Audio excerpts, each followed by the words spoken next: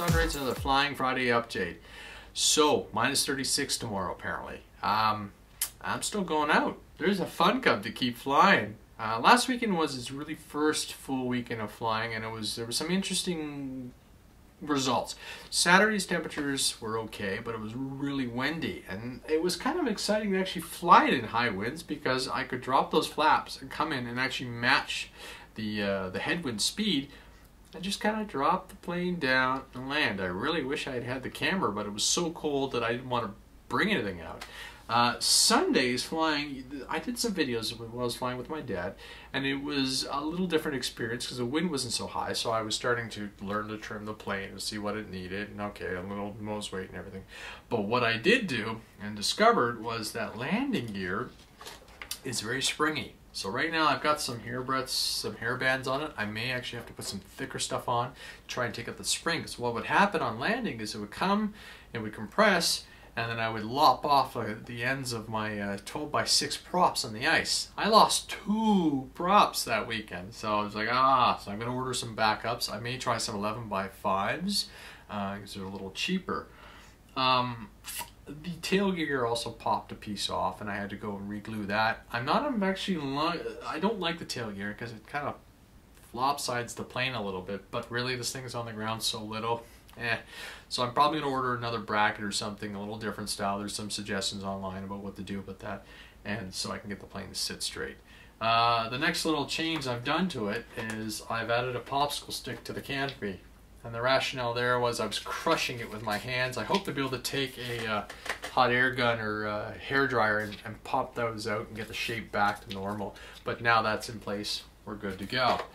The other next area of trivial and just craziness was I'd been flying this plane with the SkyMule, so I actually was taking the wing off to transport it.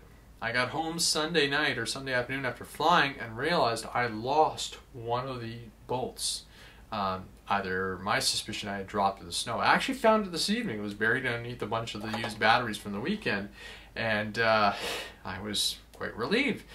Because to find those 5x50s in Canada, I found 2 suppliers on Amazon. None of my local hobby shops could do anything. I actually had a couple people online offer to send me some.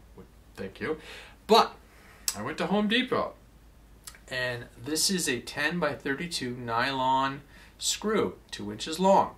The only thing you really have to do is take a belt sander to the head so you can get the right shape and fit in. The thread's obviously 5mm and 10x32, close enough, and I was going to be able to fly with it, but again, of course, I had the other one. So anyhow, these things are like 27 cents. So good backup. I'll keep them in the case, and I have them with me, but I'm not going to fly the 2 big planes together anymore. I'm basically going to fly this one and say like the T-28 or vice versa, or the Racer, whatever the weather allows me to go. So this weekend, Saturday, I'm probably going to go this gun, and the T-28, most likely the Cub is going to get a lot of the mileage because of the winds there, and the temperatures are going to be expected to be high. So, what else came in this week? Well, I got a little Hobby King order. Nav lights, yay! This is like my 3rd set. There's some in the FT Racer. There's definitely a set on the SkyMule, and now this guy. I wish I had had it sooner, so when I was building, I could have integrated everything nice and clean. But you know, I'll get around it. It's just a nice little tip to the, nice little finishing touch to the airplane. And yeah, it needs color. Yes, it does. Everybody's comments in the snow video was, you need to paint your airplane. So I'm thinking orange or bright, something. We'll see. I don't want to cover it all because obviously I'm going to light it up, and I don't want too much, but obviously you need some markings so you can see it. Next on the list was another metal servo. This will be for the glider release mechanism, and I'm also thinking eventually I'm going to have to put a UMX in there because that's 7, almost 8 servos plus the lights and everything. So eventually that UMX on the back on the 50-amp ESC is not going to be able to keep up. So I do have UMX kicking around. It's just a little bit of soldering work, and presto, you have a solution. Next up is, speaking of servos, is a little reverse unit, and this will be for the flaps because I still noticed a little drop difference. Their timings are still off. It was really bad at 6 seconds, and that's part of the Turner G9X and the processor just not keeping up. But now I've got this little bad boy. And while we're on the subject of parts and Home Depot, so every plane and every kit I do, I go out and I pick up one of these cases from Home Depot, clear shoe bin, like 97 cents. And each plane gets its own bin. Really nice way to keep all the props and everything contained together, and just keeps really well organized. Speaking of big planes, so you know I've been working and harping on Hobby King about the front ski mount being exceptionally weak on impacts and stuff. So this is the one that cracked last weekend, ending the SkyMule's flight after 2 touch and goes, or the second one. I have one over at my buddy Jeremy, who's going to try and actually prototype and build one of a harder plastic. But for now, I've gone in there and used some 5-minute epoxy from the dollar store and filled in all the voids and sealed up the crack. So I'm going to try this weekend, and hopefully that holds. So it's quite solid now, and it should be able to take a little bit more of a load.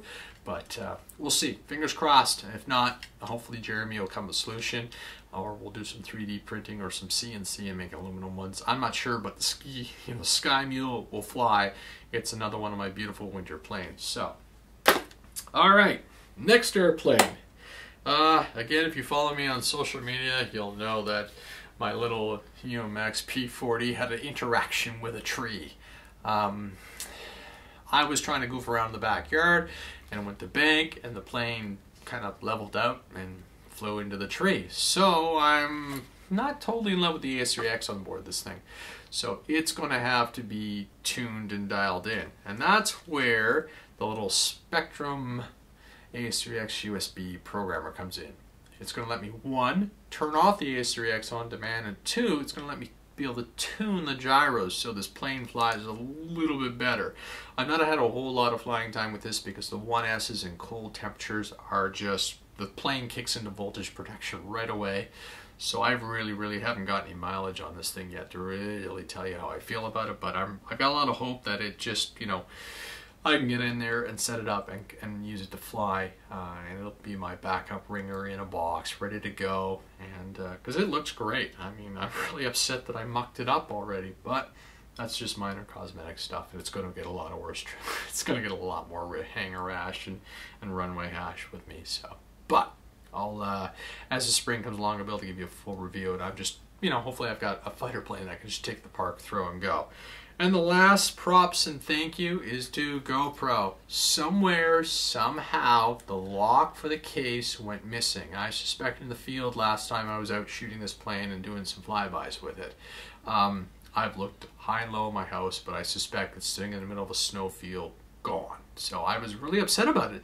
And a friend of mine who used to work at GoPro said, send them an email. Sure enough, sent them an email. They said, what's your serial number? What's your model number? What's your address? We've got one shipped already for you. So thank you, GoPro, for keeping my camera going, because I love swimming with this guy. It's great for the race car and all that other fun stuff we do in the flying videos. So thank you. So that's Friday's update. Yes, gonna fly this weekend.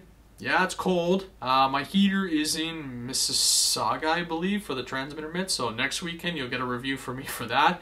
I've got a lot of hope that that thing will be a very practical purchase. I'm Andre. See you at the field.